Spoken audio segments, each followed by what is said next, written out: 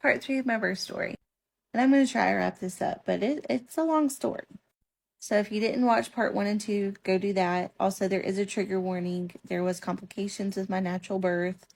And part 2 ended at us getting double ambulances to the hospital.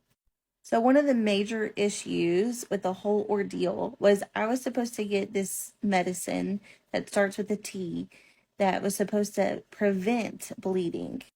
And because I had so much swelling and also dehydration, and they had had such hard times drawing my blood throughout my pregnancy, we were going to go ahead and put in an IV.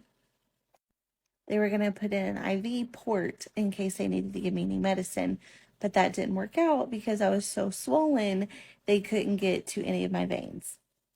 So once we get in the ambulance, my midwife is still mashing on my uterus, and the ambulance people are trying to get an IV in.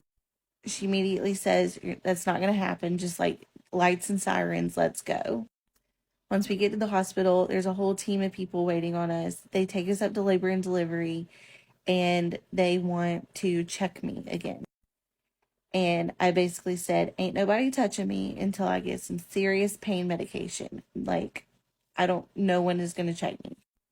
So they stuck me a bunch of times. I still have bruises, but they were able to get in a central line, I think that's what you call it, for an IV to give me some medicine.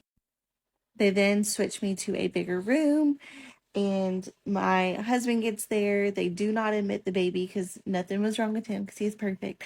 But they release Griffin to my husband, and they move us to a bigger room, and we wait on medicine.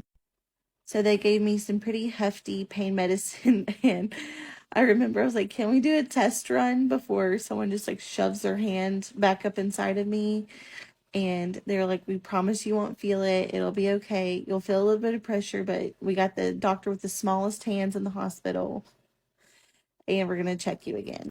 So they checked me again, and we actually did stay overnight. And I just have to show you this picture. This is my midwife holding me, just like loving on me, praying over me, telling me how much she loves me and how sorry she was that all that happened. You can even see a little tear coming down. She's an angel. We were just all kind of sad because we had prepared so much throughout my entire pregnancy and done so much work to make sure everything went so smoothly, because that's kind of the only way you can have a birth center baby is if everything's going perfectly.